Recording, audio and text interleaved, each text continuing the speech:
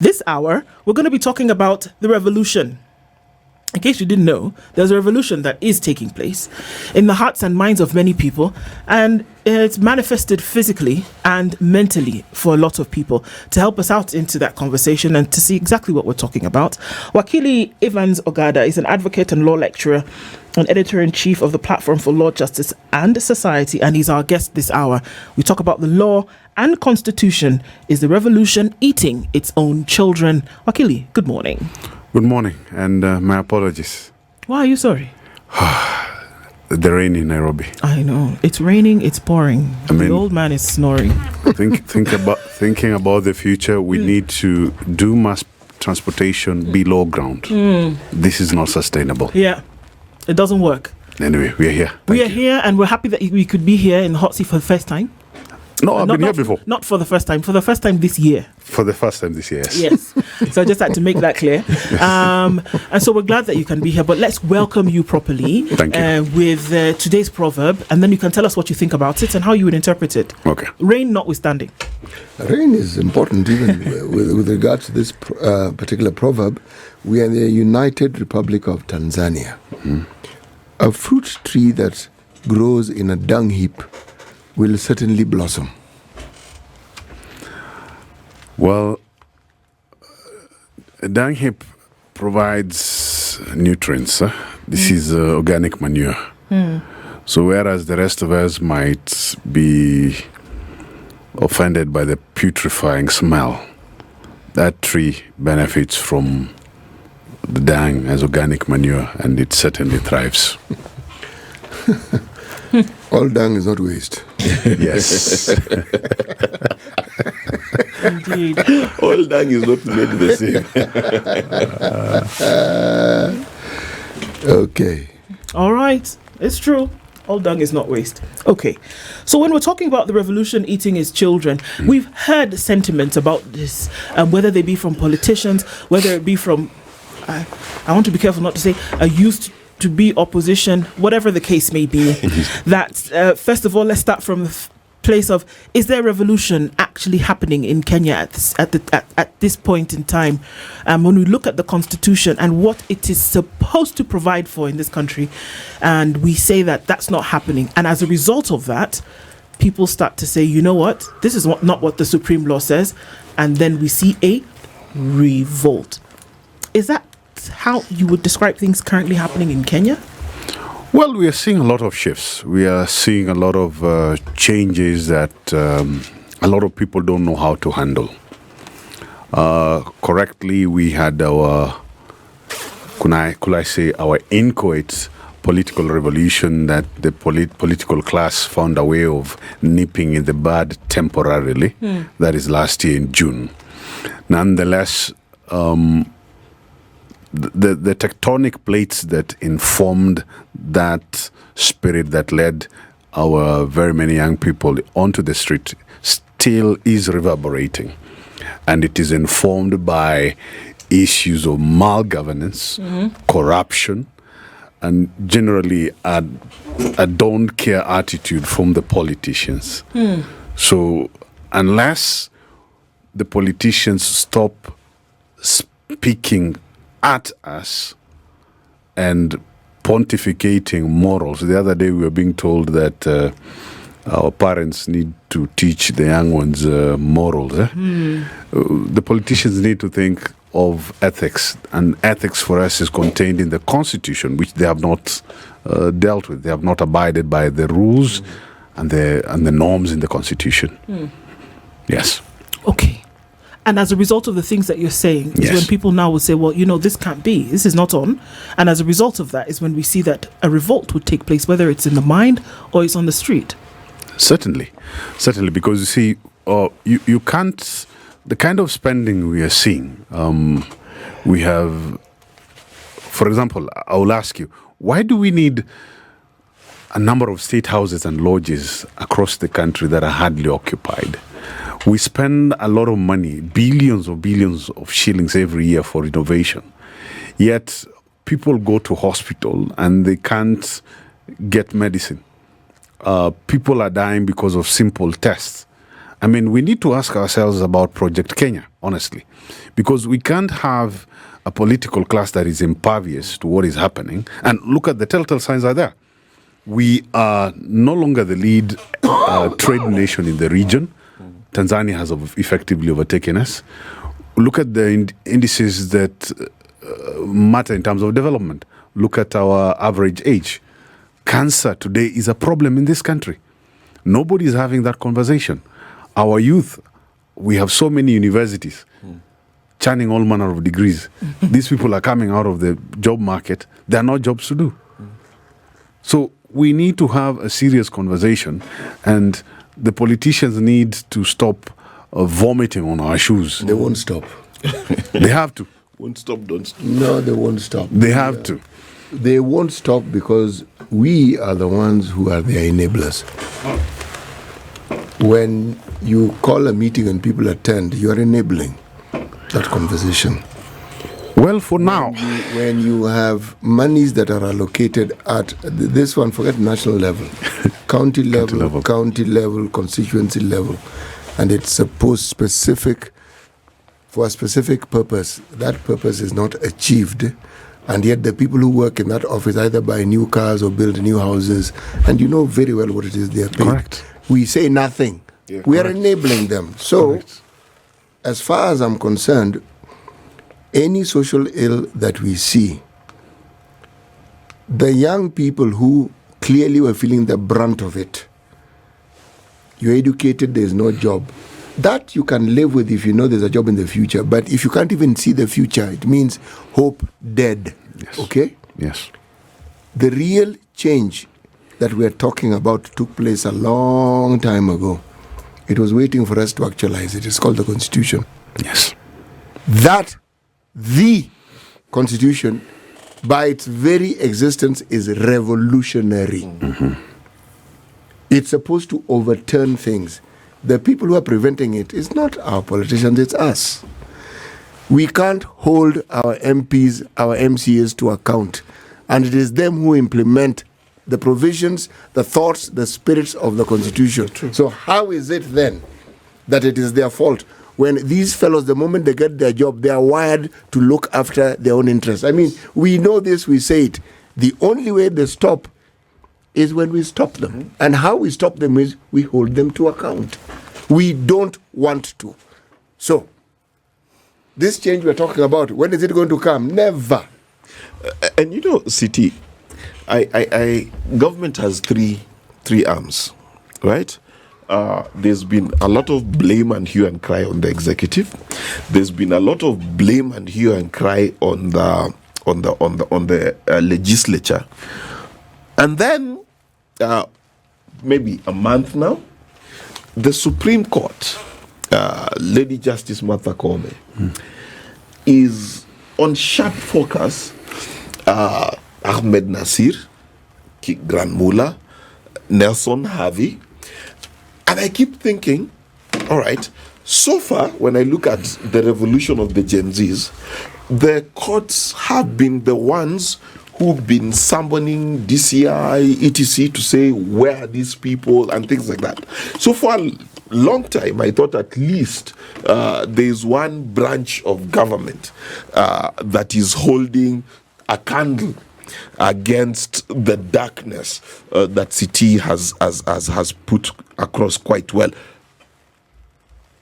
Is the judiciary equally to blame? Are the members of the judiciary Kenyans? That's what I want to know. Well, I'll not be here to give a rosy picture of the judiciary. We have a problem. Yeah. And the perception revolving around corruption and incompetence, those are issues that the judiciary must address.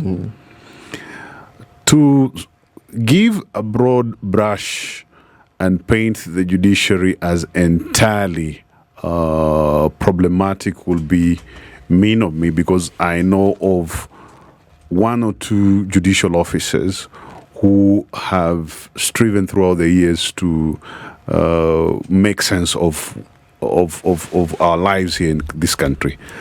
We have judges in the Constitutional Court who have once in a while given us decisions that have been uploaded locally and out there, and generally trying to make life easier for Kenyans. Those are there. But the concerns that are being addressed, the direction of the Supreme Court, those are genuine concerns, and the judiciary, headed by the Chief Justice and the Supreme Court, must address those issues. Is it correct the way they have been deciding on certain issues? Certainly. Some of us have been lamenting on so many issues, including how decisions have been determined. Give us examples. We have the language that was used in the presidential election, and we are all Kenyans. You remember the hot air language, eh? That has been used against the Chief Justice regularly. I don't know what led them to use that language in that decision. That was something that should have been avoided. We have the latest Finance 23 decision from that court. Yes. What they structured in terms of public participation, that was a clawback on the Constitution. So we have a number of decisions from that court and elsewhere that claw back on the Constitution. And to address your concerns, juxtaposing our concerns against the Constitution and relating it to what City was saying, we may have a good Constitution, but if we don't nurture this Constitution for it to blow up to its full potential, we will go the Weimar Constitution way. The Weimar Constitution in Germany, a very good constitution, ushered in August of 1919. But when Germans forgot that this constitution had laudable provisions that needed to have been nurtured, and they dropped the ball. The dropping of the ball led to Hitler, the Third Reich. And if, like City was correctly saying, if the citizens don't remain vigilant, we remind the politicians that there's a constitution that you must abide with. The judiciary remembers that it's the guardian of the constitution. We will certainly go the Weimar Constitution way, because the Weimar Constitution had a Bill of Rights. It had a republican form of government. It had very laudable provisions. But when we had a parliament that was ineffective like ours now, that created weak laws to undermine the Constitution, and people gave a pass to the politicians, that led to Hitler. And we know what happened. So now here we are, and essentially, when we speak of a revolution, we think about it a lot of times in a series of events over a week, a month, a year, whatever it is. And the assumption is that after that period of time, that there are certain things that you arrive at that you now implement into change, without realizing that it's possible for revolution to happen over a prolonged period of time, at different stages and at different levels with different actors. Many would say that a revolution in the minds of people led to the 2010 Constitution, that we said, you know what, it cannot continue like this, and there must be a supreme law that takes everybody into consideration, putting the people of Kenya at the top, at the sovereign, as the sovereign rather. So when we speak about the things that we do, when we talk about, weak laws made by Parliament, abrogation of rights of the sovereign as enshrined in the Constitution. When we talk about not being able to provide for your people, abrogation of rights of the people of Kenya as enshrined in the Constitution. So the revolution that was fought, that arrived at the Constitution, birthed certain things. But essentially what we are saying right now is that what is happening, that the Constitution should have been able to protect if it was actually upheld, is not happening. And so the children of revolution essentially are being consumed. Well, there's definitely a resistance to the normative strength of the Constitution. And like we always have with a good number of revolutions, there are always the counter-revolutions. So, for example, the old order, old money, old political habits, these are people who are not going to be happy with you being emancipated and asking questions. Tinkering with the power balance. Which is tilted in their favor. Well, these people are used to having the largesse of money. They control the shots, they control the police and the arms of violence. But when you and I, as ordinary citizens, use our strength under the Constitution and push back, and meaningfully so, that is always a threat to status quo. So we should not be blind to the fact that these powers will try to push back. You saw when the Gen Z protest happened, what happened?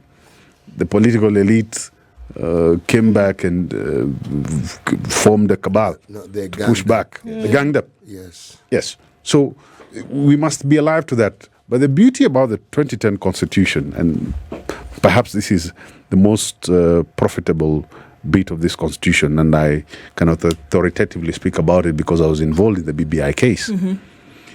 This is a Constitution that you'll not amend easily.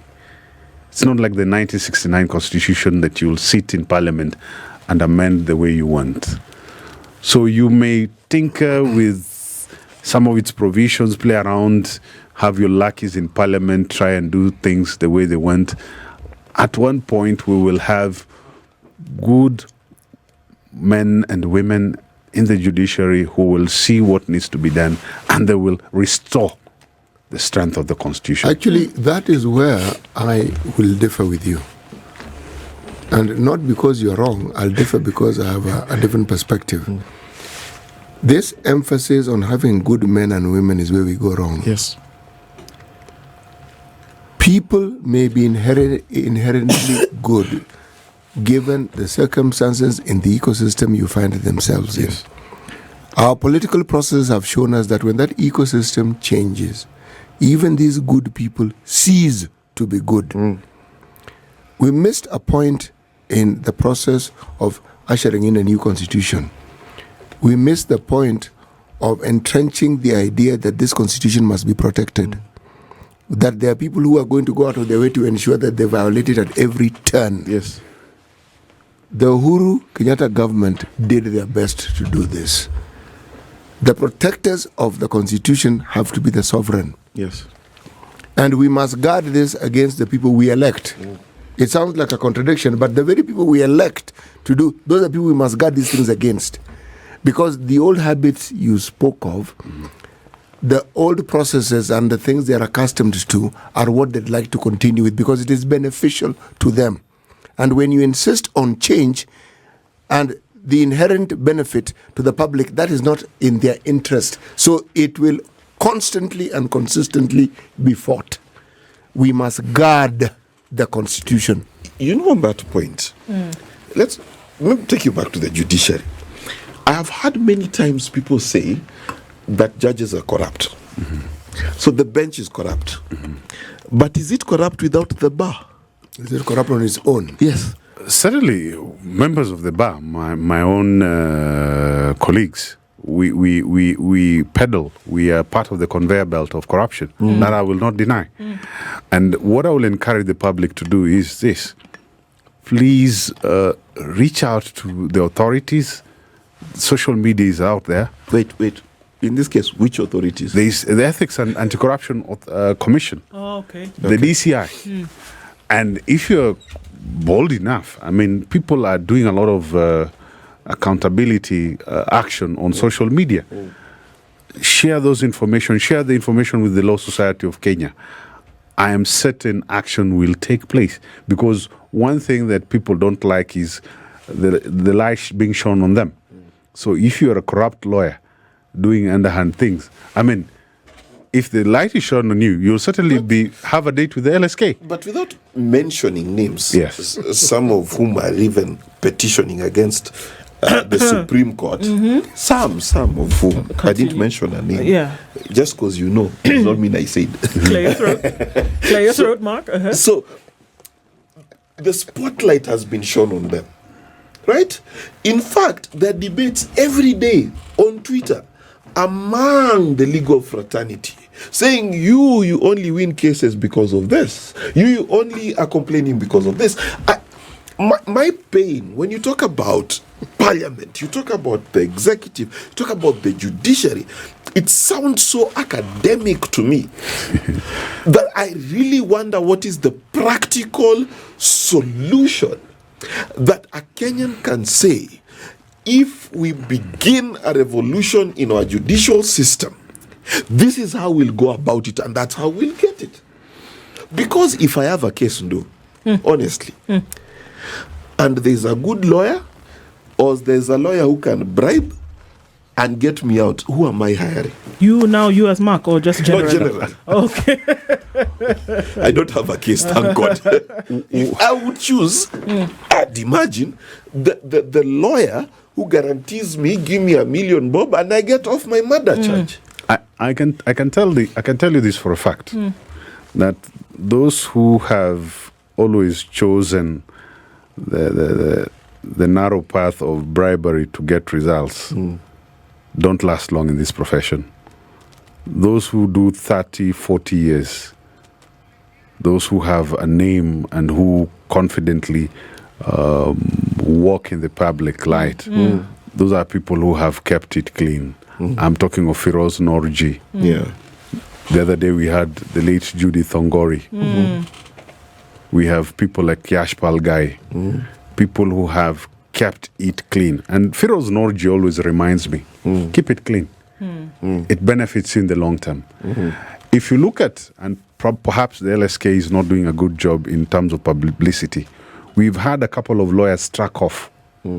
I know, for example, a very good friend of mine who is no longer practicing law in this country because he was struck off 2 years ago. Yeah. And those relates to issues of bribery, clients' money, and to the public, so that we don't make this academic. There's an office on the 13th floor of Cooperative House, the Advocates Complaint Commission. It's a very accessible office. If you have anything about corruption with the lawyers, go to the Advocates Complaints Commission, table your evidence.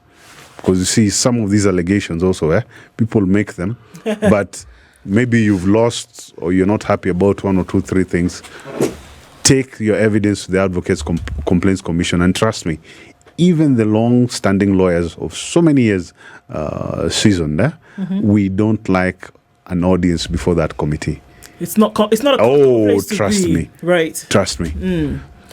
We're having a conversation this hour with Wakili Evans Ogada, and we're asking ourselves certain questions that, even as the revolutions take place, even as we start to have these conversations here and there and say, okay, guys, are we eating the results that we should actually tread on to step up and take a step up? Let's look at how you would interpret things when we look at the Constitution and what it ought to provide, and when we see certain things happening in the country with the law, whereby you're not able to now know who's on which side. And I think we've heard cries about this from, members of the public, members of particular parties that were supposed to have formed part of the opposition, who are now crying about, our members have formed part of government. Constitutionally, who's supposed to be protected? And when you say that we've gone so far, we've tried so hard to get to the place where we are, and somehow a government which you say, for example, eats up a weak parliament, how then do you ensure that the proceeds of that revolution, which, for example, form the Constitution, are protected? Well, number one, and I'll try to encourage City not to lose hope entirely. Oh, I'm a very hopeful person. We are constantly pushing the boundaries within the courts to maintain sanity in this country. There's a reason why the courts are called the guardians of the Constitution. And that notion that you didn't quite agree with, of good men and women, has some value in this sense. You will find, and I speak this from a point of knowledge, we have one or two, a good number of judicial officers who caucus among themselves and have the spirit and heart of making changes. You will not see them. They will not have the camera or the microphone before them, but these people have constantly remained consistent in terms of maintaining the values of the Constitution. A good number were plucked from the High Court and went to the Court of Appeal. So we may not feel and hear from them constantly as we used to do. But trust me, when things go south and they don't agree with even amongst themselves, I know for a fact they usually meet and they call the house to order. So we will have hope that that will happen. For us in the Law Society, we will continue doing what we have been doing. I can report to you, for example, the day before yesterday, we were in court, and we have about 7 cases just dealing with abductions.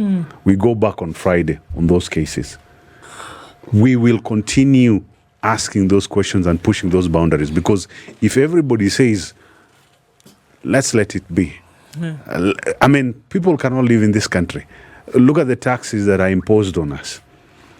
We started with something that was called the minimum tax. Yeah. So the minimum tax, what it meant was that whether you make profit or loss, there's a certain degree of taxes. You will pay taxes. That you will pay. Whether you make money or not, you will pay taxes. And the judiciary agreed with us that that was illogical. And people are consistently asking questions about the tax area so that we can help Kenyans. Shah and this other no, is it Schiff? Schiff, yes, it's Schiff. I know there are colleagues who are in court asking questions about that. The affordable housing, people are asking questions about that. So what we will probably ask the public is this: lawyers and the Law Society may not be all over. Reach out to our offices at Gitanga Road. There's a secretariat there, there's a directorate there. Provide us with information, provide us with material that will trickle down to the council, and we will try and take action. Difficult, but we will try. Some of your solutions are pointed directly to some very toothless dogs. Yes, you see, complain at which office? Ombudsman. Then I am thinking to myself, there's an American saying that to stop gun violence, all you need is one good guy with a gun. You remember that logic? Mm-hmm. I am not seeing a revolutionary solution. And we started from parliament, we went to executive, now we are in judiciary, and the things you're talking about. So as a Kenyan, where am I going to gather evidence against senior lawyer CT and his misdemeanors? You understand what I'm saying? It's academic. Yes. Actually, you can, because lawyers don't function in a vacuum. Mm-hmm. They live with us, and it's in the process of executing their practice that these misdeeds occur. Yes. Okay? The willingness to report is a different matter. But, Wakili, Yes. I raised the question, and I expressed, or I intimated, and I cast aspersions on your profession. Look at what it has elicited. You have given a good account of yourselves. Yes. All I did was raise it, and you have come out and said, no, guys, it's not quite like that. My reference point was not to the legal fraternity. Mm-hmm. It was to the politicians. Yes. And I focus on them because so much depends on them. True. So much depends on them. Whether it is our laws, whether all these things that we seem to talk about, it's like it doesn't dawn on them that actually the burden they have on their shoulders is huge. Huge. By simply making certain laws that would be useful, they change so much. Laws. By throwing in those little things they like on these omnibus laws where this is what you think is happening, then they've thrown something in there which you didn't even know about, and it is passed. And then when someone tells you there's a law, you ask, what? When was that law passed? It is them that I was referring to. Okay. And it is them that I was saying primarily, you guys are secondary to this issue, primarily, they must be held to account. And you don't let the guard down, because assuming that they are good, we've seen people whom we know to be good. They get in there. Hey. And It's someone completely different. Yes.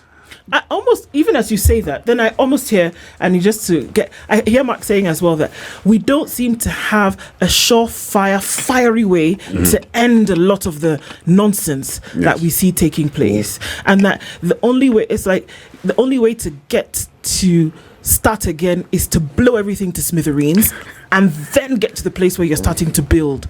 That we seem to want to coddle the solutions and say, okay, well, maybe we can do it this way, and then that's how we get a solution. But I think about the surgeon who's taken his knife to cancer.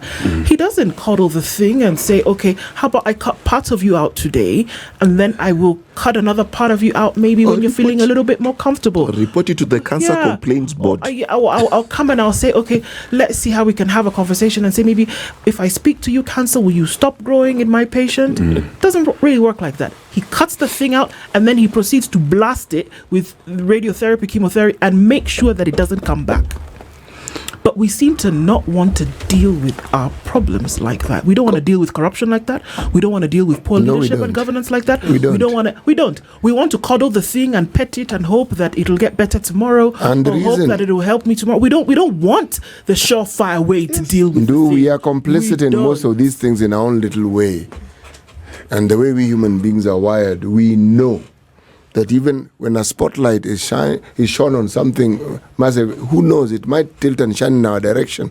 And we don't really want, this delightful hypocrisy that is part of is entrenched in our culture. It's very nice. Yes, we are actually comfortable with our corruption as long as it doesn't work against us. Yes. That's why I have a problem with people who are saying now that the revolution is eating its children. Well, of course it's eating its children. What do you expect is going to happen? Because you've taken the children and you've put them in the den over there, and you know that in that den, there are baby wolves. What are baby wolves called? They are cubs. And then the cub will not grow into a child. It grows into a wolf, and it will eat your children. What do you expect? We are certainly facing a struggle. I'll not be here to deny the obvious. And as CT correctly says, the politicians have largely contributed to the misery we are in. And that is for obvious reasons. You'll not expect these fellas with, you see, look at the figures we see on TV. Yes. They give us I used to sell charcoal story. I used to have a butchery. Chicken. Yes. Chicken. The chicken. I used to be an egg seller. And in a period of 10, 15 years, these people are billionaires. Yes. Another problem that has also to be pointed out, and we have to be honest about, we have what we call Chapter 15 offices, the independent constitutional offices. These offices were ideally meant to be a counterweight to the traditional three branches. What the politicians have since learned to do, and it's not only limited to the current regime, the Uhuru regime, partly in the Kibaki regime, they have neutered the independence of these offices by appointing acolytes. So you find people who are there, probably former politicians, relatives of people close to power. Somebody who needs a favor. Yes. Yeah. So the effect of that is that if you look at the Kibaki, the first 2-3 years of the Kibaki presidency, these offices were very powerful and were calling out things. You remember Kenya Human Rights Commission and the Maina and all that. These people used to call out things. We even had a PS whose job was to do exactly what we were saying. The ethics, my good friend Gidongo. Yes, and we saw how that went, didn't we? Yes. But progressively, the politicians have been trying to claw back on the potency of these institutions by appointing people of very dubious backgrounds. And what that has meant is that these offices are now being reoriented to think and behave as if they are part and parcel of traditional government. My job here as a lawyer is to remind them that they have a constitutional role under Chapter 15 and we'll be holding you to account. I know, for example, people have gone to court. The recommendations and investigations by, for example, the Office of the Ombudsman are not mere recommendations today.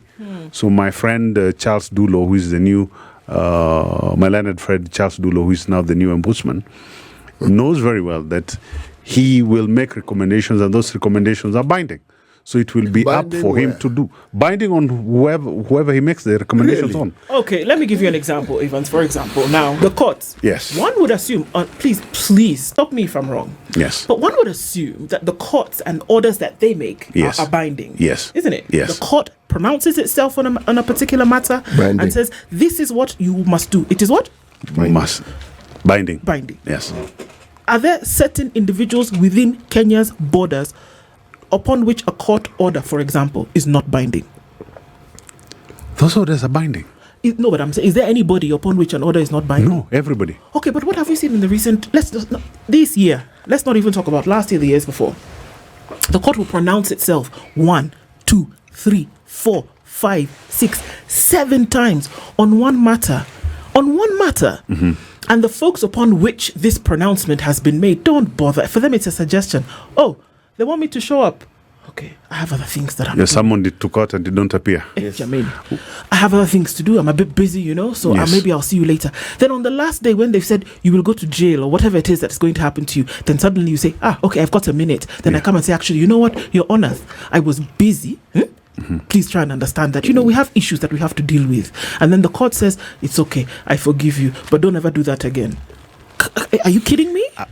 I have been one of the most vocal against this culture of impunity, whereby we appear to be parading the story that there is one set of laws for Kubwa and for the hoi polloi. But there must be. I'll give you another. Sorry, I'm very sorry. Yes. Because let me mirror that against a case that happened yesterday in Kitale, where a young woman. And it's just because this is one example, and they happen in their thousands every day, right? Yes. The same law, Yes. Who I don't know was selling alcohol, the Changa. thank you, in a cultural establishment, as CT would say, after hours, right? Yeah, see, those things are not they're meant to be sold after hours.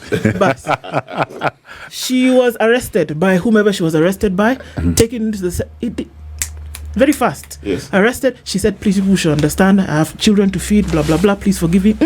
Taken to court in the morning. Even before she could say, Gafla bin Vu, bring 5,000, she could not raise the 5,000 for the bond bail, whatever it was. Before that black vehicle was reversing towards the court, she was taken to the farm prisons. Did no question, no I beg, no please, sir, please don't pass, go collect 200, nothing. In the same country, we can have quick justice, right? On the same is court that really order. justice? I'm just using justice because, as per it comes from the court.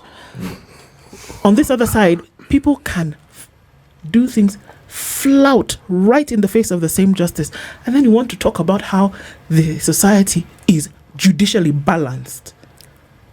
The revolution will eat its children. Do go back to the previous government of Uhuru Kenyatta. That is where one started seeing absolute and clear disrespect for court rulings. Kabza. Oh, yeah. Yeah, until you wonder, Miguna. yes. Where do we live? Do you know do these guys know what they're setting in motion?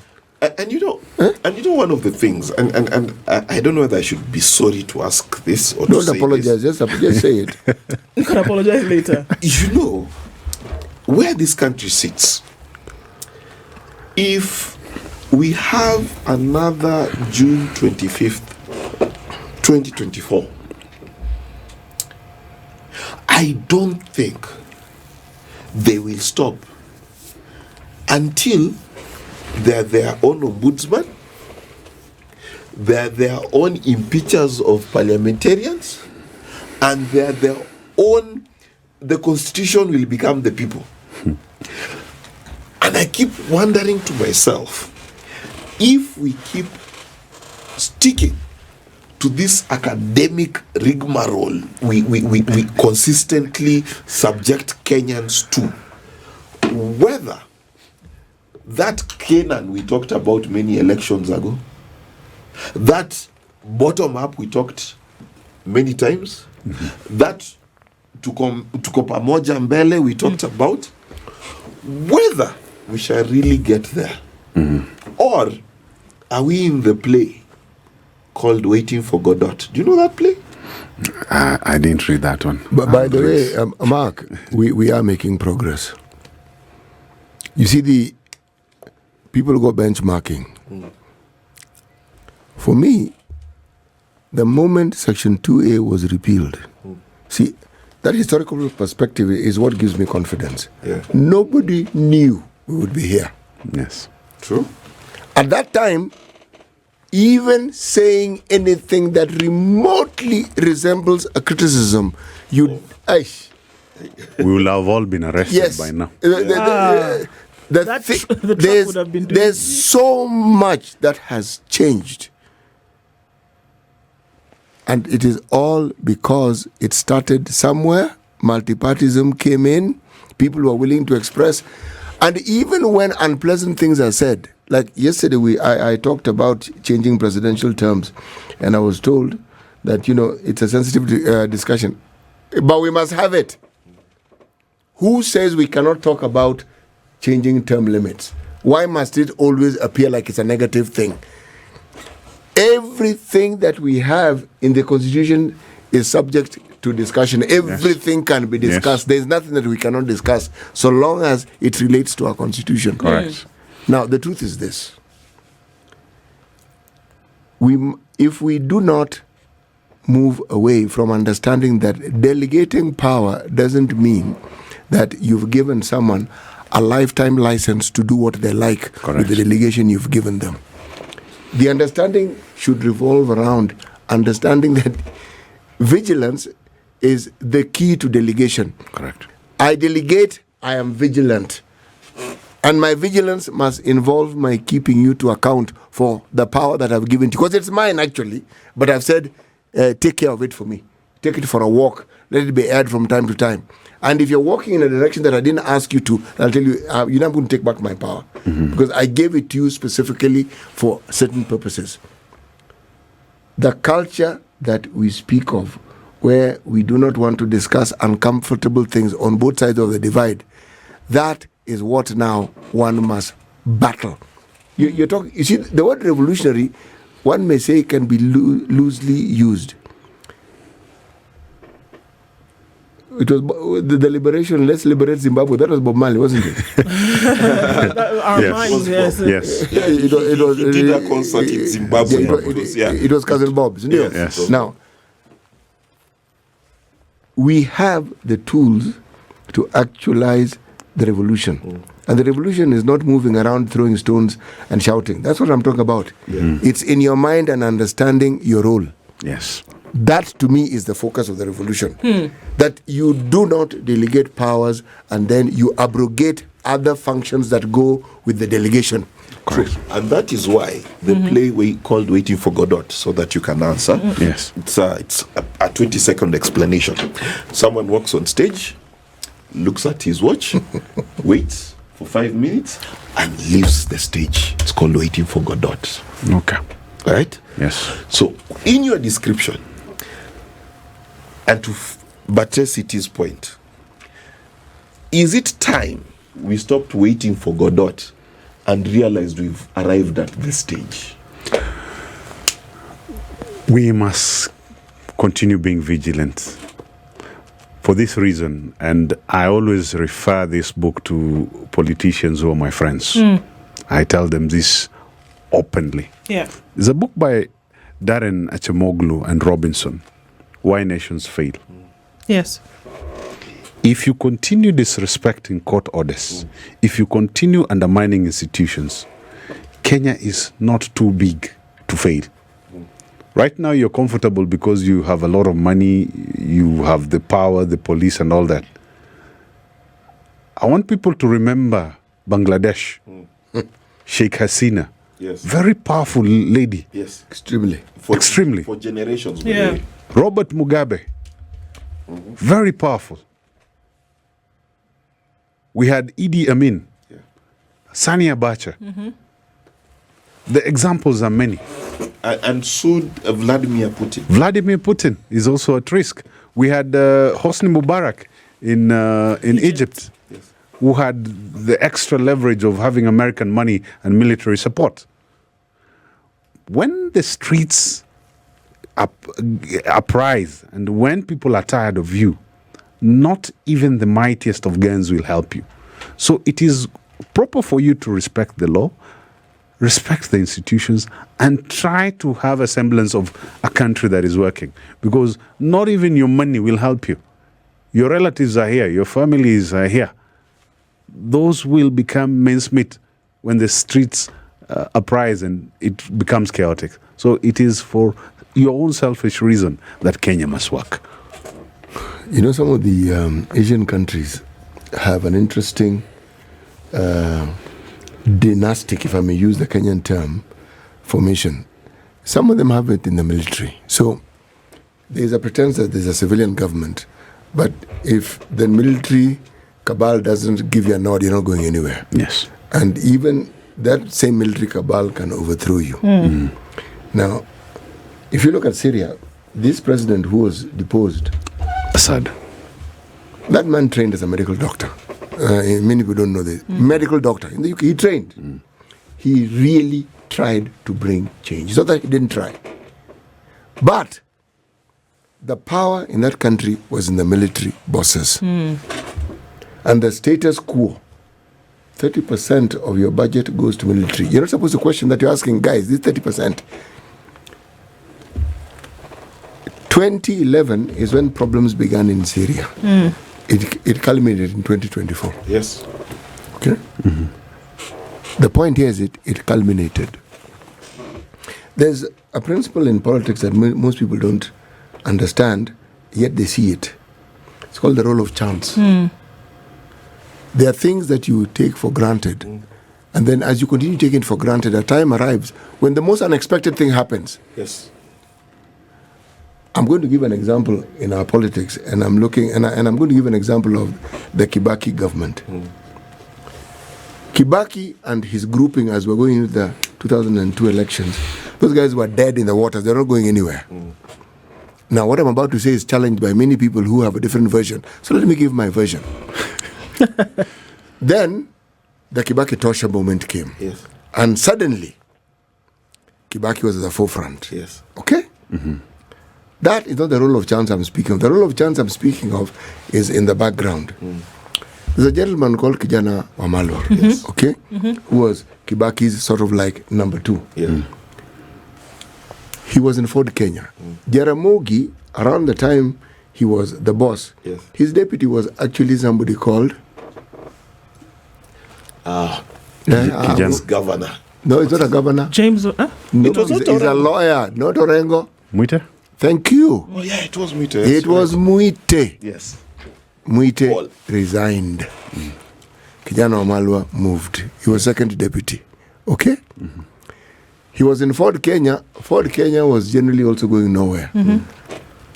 Come the Kibaki Tosha. Who is number two? Who becomes vice president? Kijana Wamalwa. Had Muite not resigned, would all that have happened? No. The role of chance. When you're in leadership, it can work for you and can work against you. Final words, Wakili? Final word. Kenyans, let us continue being vigilant. I know it's complicated, it's difficult, sometimes it's bloody annoying, but let us, particularly my generation and the young ones who are in the streets that I absolutely admire and respect, please let's keep at it. We cannot let the fortunes of this country be at the whims and calls of politicians. We have to stand up for our country. Indeed. That's the clarion call, and it's been part of the conversations that we had today and those that we will continue to have. Wakili Evans Ogada, thank you for being our guest this morning. Thank you. This is the Situation Room, the only way to start your day.